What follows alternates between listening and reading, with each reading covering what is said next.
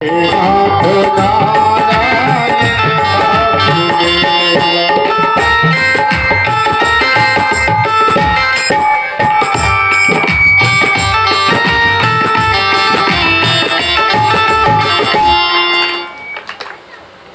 राधे राधे। बड़े प्रयास करते हैं, माला जपते हैं, भागवत सुनते हैं, क्योंकि मृत्यु के समय हमारे मुंह से श्री राम नाम निकल जाए और कृष्ण नाम निकल जाए, लेकिन उसी समय राम नहीं निकलता, कंठ अवरुद्ध हो जाता है।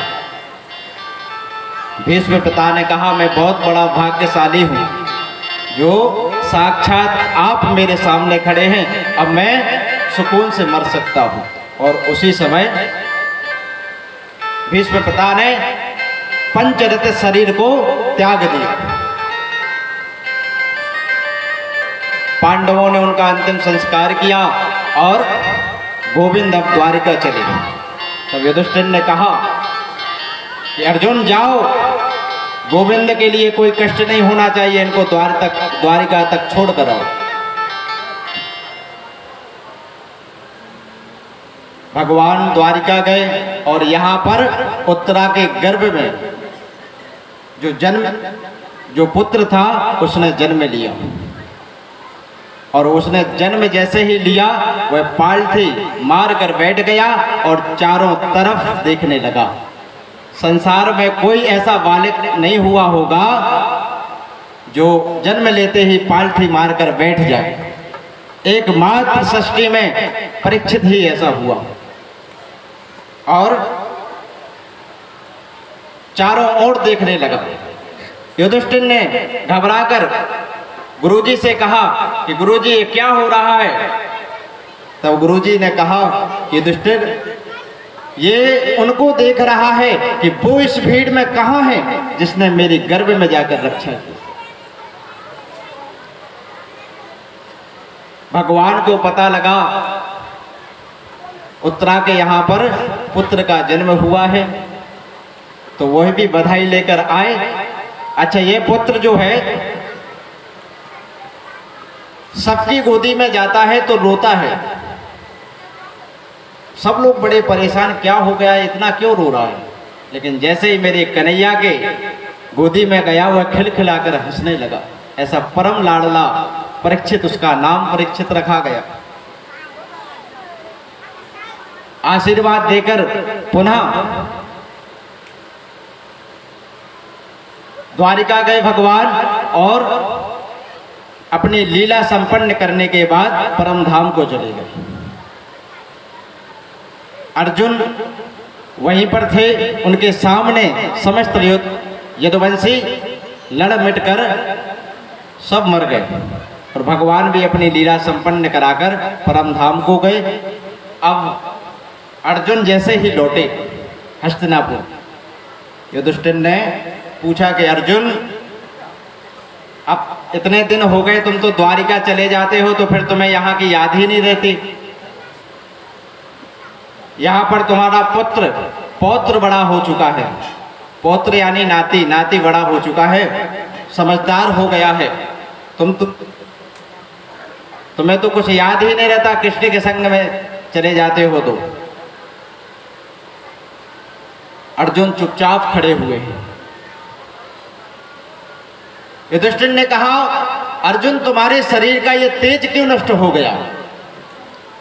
क्योंकि यदि शरीर का तेज नष्ट हो जाए उसके तीन कारण होते हैं। एक, अगम्या स्त्री के संग समागम से। गाय का वध यदि गलती से हो जाए तो आपका तेज नष्ट हो जाएगा। और तीसरा, जिसके बिना हमने एक पल भी नहीं जीना सीखा और वह प्राण वल्लभ हमसे बिछड़ जाए और हमेशा के लिए दूर हो जाए तो तेज नष्ट हो जाता है। अर्जुन ने कहा, ऐसा कोई अपराध तुमसे तो नहीं हुआ अर्जुन। अर्जुन युधिष्ठिर के चरणों पर गिरकर बोले कि भैया, जिन कृष्ण के बिना हमने एक पल नहीं जीना सीखा, जिन कृष्ण ने हमें हर प्रकार से बचाया, और जिनकी कृपा से हमने बड़े बड़े राजाओं को जीता, वह कृष्ण हमें छोड़कर अपने परम धाम को चले गए। कुंती माता ने जैसे ही सुना तुरंत गिर गई और गिरते ही प्राणांत हो गया। जैसे राम राम कही राम कही, राम राम कही राम, राम राम कहते हुए दशरथ जी का प्राणांत हो गया था, वैसे ही कृष्ण कृष्ण कहते हुए कुंती की मृत्यु हो गई। पांडवों ने तुरंत विचार किया कि अब हम भी अब यहां नहीं रहेंगे। तुरंत परीक्षित को छोटी सी अवस्था में राज्याभिषेक कर पांचों पांडव द्रौपदी सहित चल दिए। परीक्षित कहता रहा, बाबा मैं अकेला हूं, मैं छोटा हूं, मैं आपके बिना कैसे रहूंगा? आप लोग मुझे छोड़कर कहां जाते हैं? पांडव बोले, बेटा जीवन में 3 बातें हमेशा याद रखना। आंखों के सामने कभी पाप होते नहीं देखना, शत्रु भी यदि शरण में आ जाए तो उसे क्षमा कर देना, अतिथि का सदा सत्कार करना। ये 3 बातें जिस गृहस्थ के जीवन में होती हैं, उसके जीवन में कभी संकट नहीं आता। 4 भाइयों का प्राणांत रास्ते में हो गया, द्रौपदी का भी पतन हो गया, स्वशरीर स्वर्ग से केवल युधिष्ठिर ही पधारे, लेकिन कुछ मिनटों के लिए नरक का दर्शन युधिष्ठिर को भी करना पड़ा। अब यहाँ पर बहुत तेजस्वी यशस्वी मनस्वी राजा परीक्षित राज करने लगे। छोटी सी अवस्था में सारा राजपाट संभाल लिया। राजा परीक्षित जो हैं भेष बदल कर जाते हैं, संतों की सेवा करते हैं, क्योंकि एक छत्र साम्राज्य है ना सारे भारतवर्ष के, अब महाराज से कोई सेवा तो कराएगा नहीं, इसलिए भेष बदल कर जाते हैं और ब्राह्मणों की संतों की सेवा करते हैं।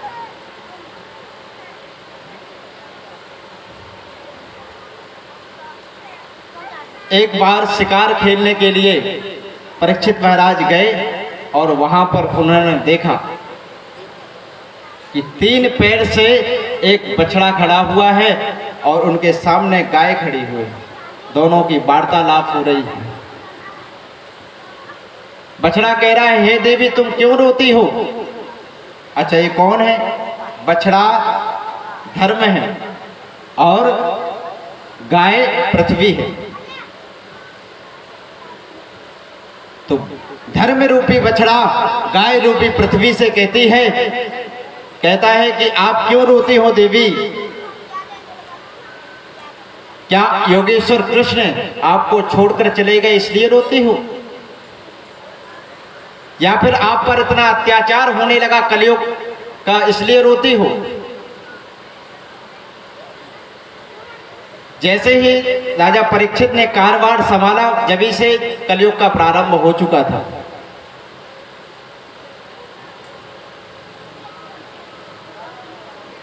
परीक्षित महाराज ये सब कुछ दूर खड़े देख रहे थे और इतने में देखते हैं कि एक काला काला पुरुष, उसकी लंबी लंबी भुजाएं, बड़ी बड़ी मूछें और नंगी तलवार लेकर उस बछड़े का एक पैर काटने के लिए भी उतावरू हो रहा।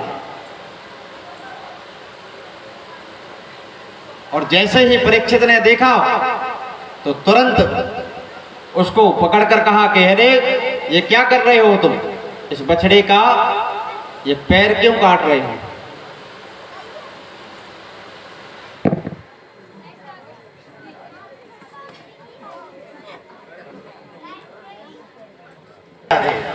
जोर से आरती करवाएं तो फिर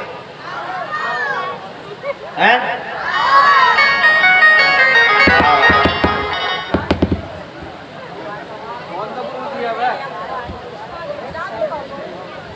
ऊँग भी लगाई होगी आप लोगों को तो, है ना? आप लोग तो थोड़ा ज़्यादा फरार कर ही लेते हो, हम तो उतना भी नहीं करते, है ना। राधे राधे।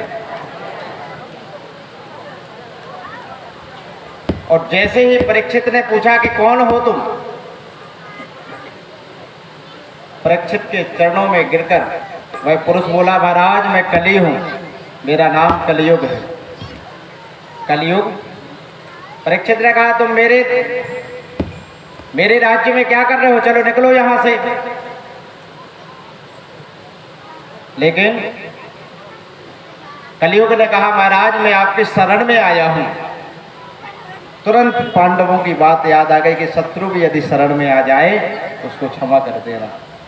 परीक्षित महाराज ने क्षमा किया और कलयुग ने एक अपना सद्गुण बताया कि महाराज मुझ में लाखों दुर्गुण हैं, लेकिन एक सद्गुण है।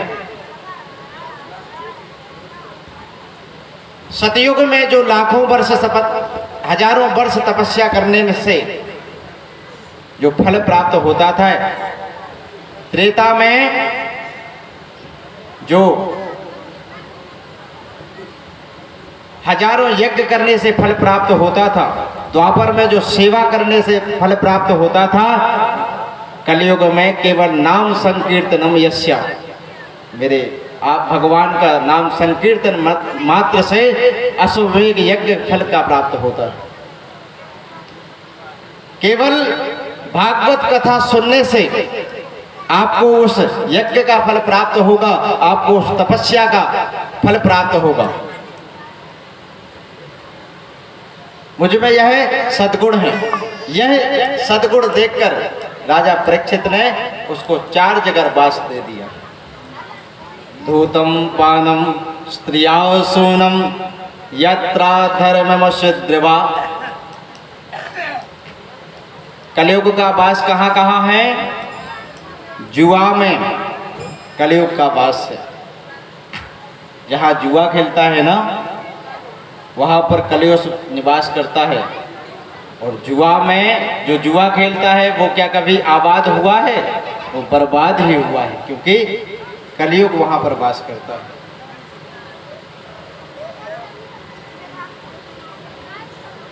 और सुरापानो मानवा, सुरा यानी मदरा, जो मदरा पान करते हैं उनके संपूर्ण शरीर में वो तो साक्षात स्वयं ही कलयुग है। मानो मदरा पान करते हैं वो साक्षात कलयुग ही है। बोलो राधे राधे। यहाँ तो नहीं करता कोई मदरा पान, यहाँ नहीं करते होंगे, सब धार्मिक लोग हैं यहाँ पे।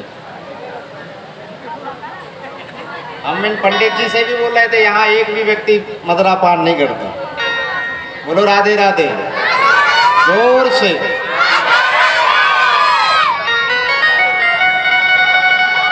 नहीं करना चाहिए ना भाई।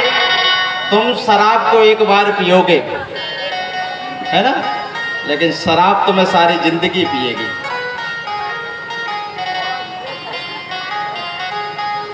मैंने कितने लोगों को देखा है शराब पीने के बाद हम ही हैं प्रधानमंत्री, यही सोचते हैं। कितने लोगों को देखा है उन पर उठते नहीं होता, उठते मतलब बनता नहीं है, अपने दोनों पांव पर खड़े नहीं हो पाते, लेकिन बाड़ी में वही वजनदारी, पता नहीं क्या है उसमें।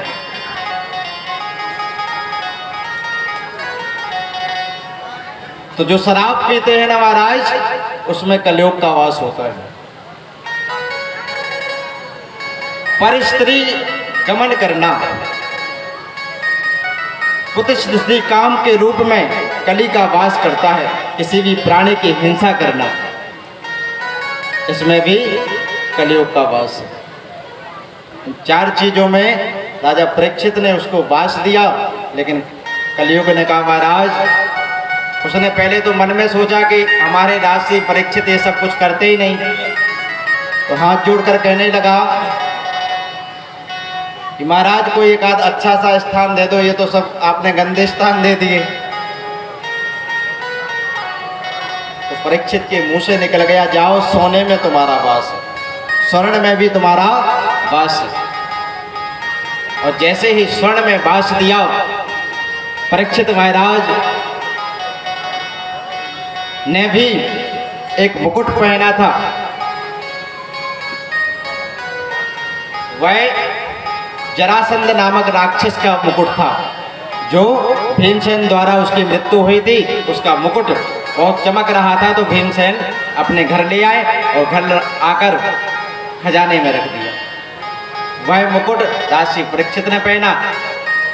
अब यहाँ पर परीक्षित कहते हैं कि सोने में,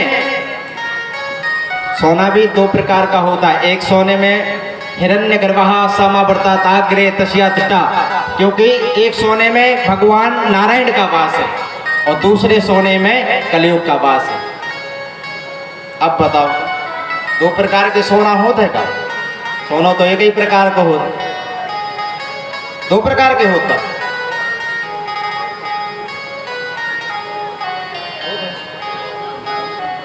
हमें पता नहीं है, इसे पूछ रहे हैं।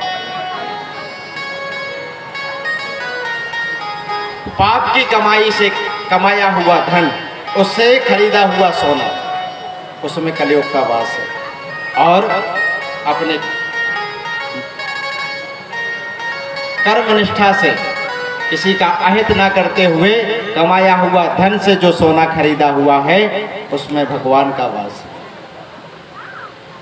अब ये तो जरासंध को मार कर आए थे, और जरासंध कोई अच्छा आदमी तो था नहीं, है ना? ये अच्छा था।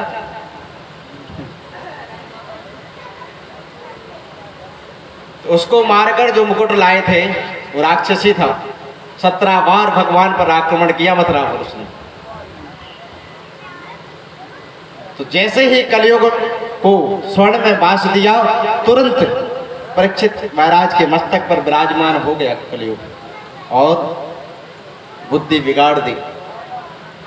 अब वहां से वो लौटे और लौटने के बाद एक समीक मुनि के आश्रम पर गए। समीक मुनि